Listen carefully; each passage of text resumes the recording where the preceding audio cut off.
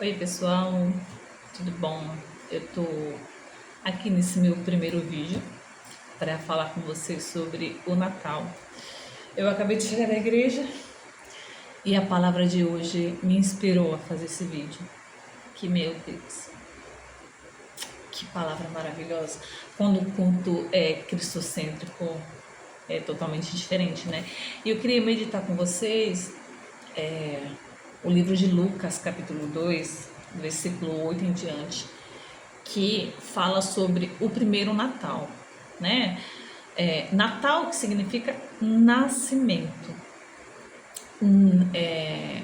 E houve o primeiro Natal, que de fato foi o nascimento de Jesus. Eu sei que muitas pessoas não dão importância para o nascimento de Jesus. O fato da Bíblia não mencionar, de não comemorar o nascimento de Jesus, ela não proíbe. A Bíblia orienta a gente a comemorar e se lembrar o sacramento, fazer o sacramento, né, que é a ceia, para comemorar sua morte e ressurreição. Mas isso não é base para a gente não comemorar um nascimento, o maior do nascimento, né, que é do nosso Salvador, nosso Deus encarnado. O cumprimento de muitas profecias, Malaquias, né, se eu não me engano, 4:2. Eu vou puxar aqui para vocês direitinho. Isaías, muitas profecias, né, em relação ao nascimento de Jesus. E ela se cumpriu. No primeiro Natal, houve um primeiro Natal. E está aqui relatado no livro de Lucas, capítulo 2, no versículo 8. E eu queria aqui meditar rapidinho aqui com vocês, para a gente conversar um pouco sobre isso. Porque o Natal vai muito além do que é comemorado hoje em dia, né? Que hoje se perdeu a verdadeira estrela do Natal. Foi substituído por Papai Noel, por presentes, por panetone. Tudo isso é muito bom.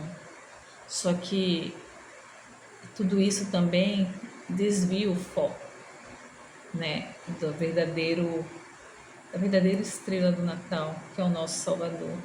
Tanta gente comemora a vida de uma criança, é tão importante, né, na vida de um casal, na vida da família de alguém, um nascimento, a chegada de uma criança.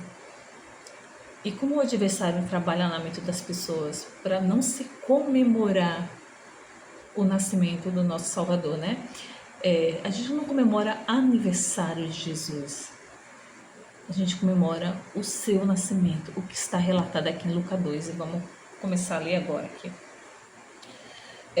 Só lembrando aqui o contexto, naquela época, César Augusto, né, que era o imperador, houve um decreto para que todas as famílias fossem até sua cidade de origem para fazer um censo, né? E José, ele era de Belém, então ele teve que ir até Belém para poder contribuir, né, nesse censo. Eu não sei falar direito com as palavras, mas é mais ou menos para vocês entenderem. Ele teve que se deslocar a mais ou menos 140 quilômetros. Imagina, para uma grávida andar tudo isso, né? Maria naquela condição já de gestação avançada. Mas como Deus se usou, né, de César Augusto, ele é um ímpio, não tinha nada a ver com o cristianismo, mas Deus se usando ali, o Espírito Santo se usou dele para poder cumprir a profecia, né? Houve esse decreto, José teve que ir até Belém para poder contribuir, né, com esse censo. Só que houve uma noite em que a Maria chegou no seu momento de dar à luz.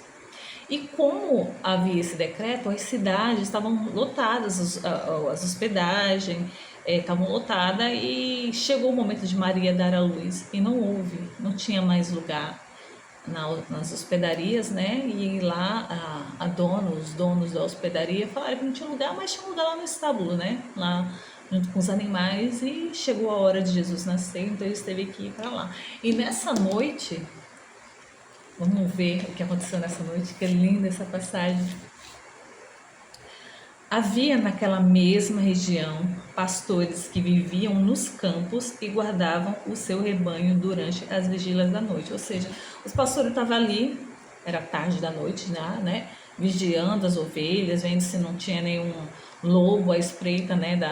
Para atacar. Então eles ficavam ali pastoreando. Eram tarde da noite. Pastores naquela época, eles não tinham valor. Era um trabalho, como é que fala?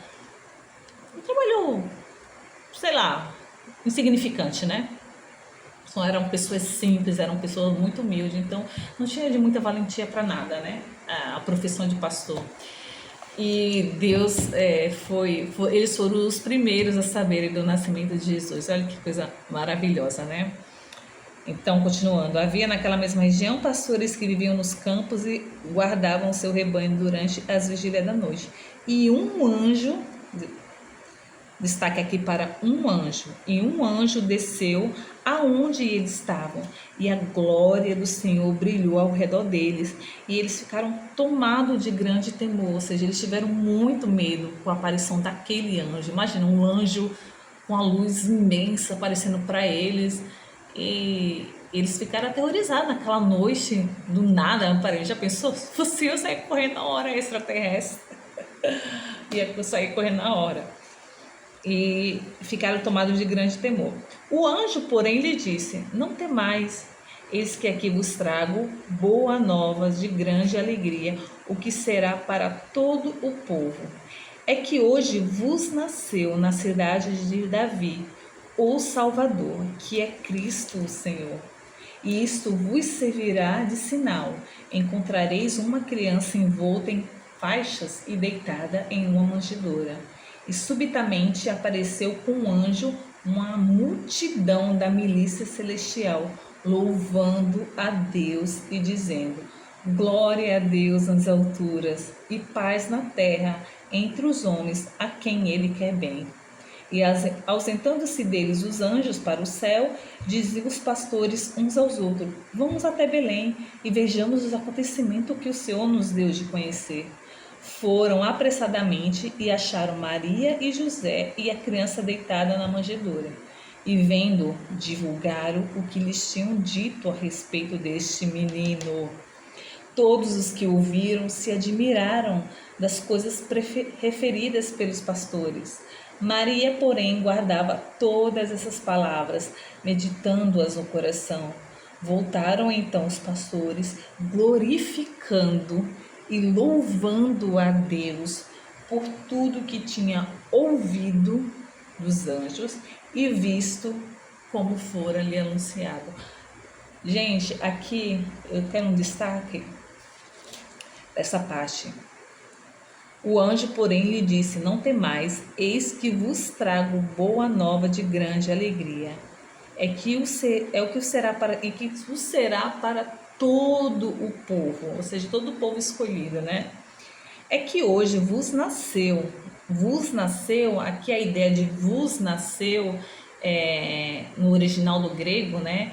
Quer dizer assim, nasceu para vocês. Olha, nasceu para vocês.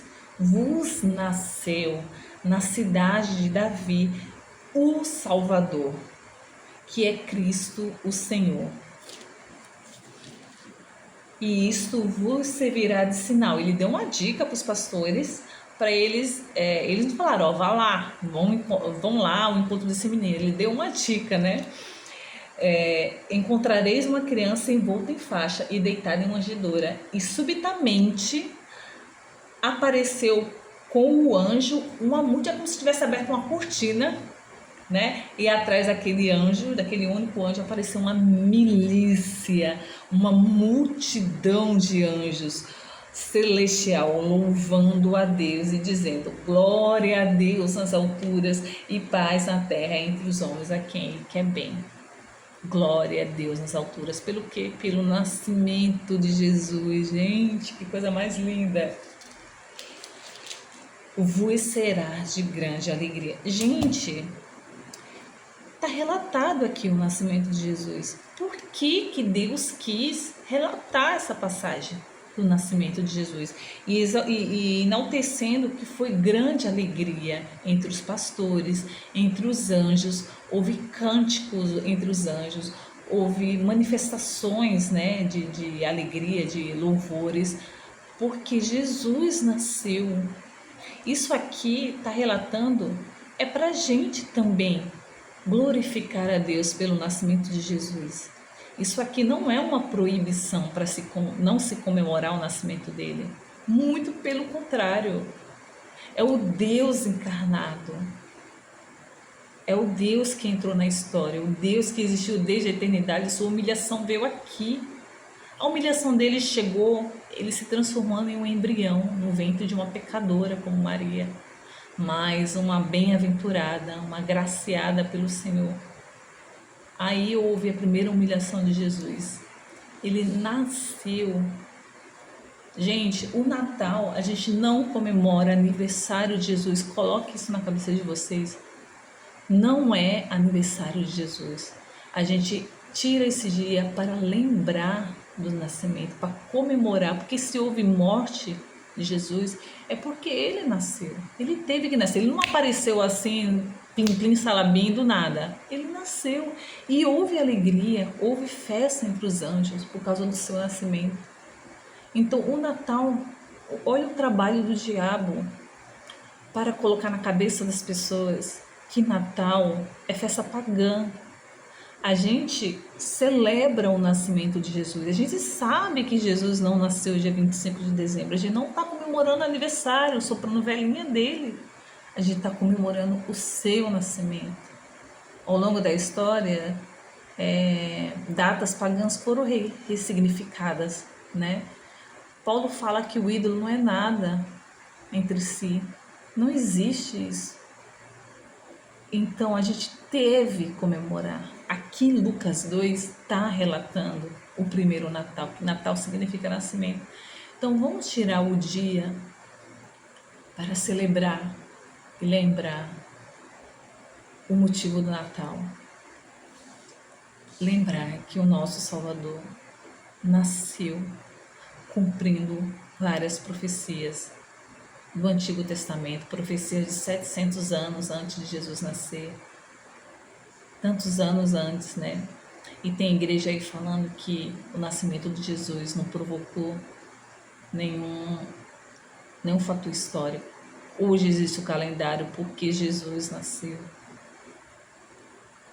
É lamentável, gente. Mas o que eu queria falar aqui para vocês é que nos tiramos esse dia para a gente lembrar do verdadeiro significado do Natal, do que representa Jesus na nossa vida, que Ele veio para nos salvar, nos redimir, nos reconciliar com Deus.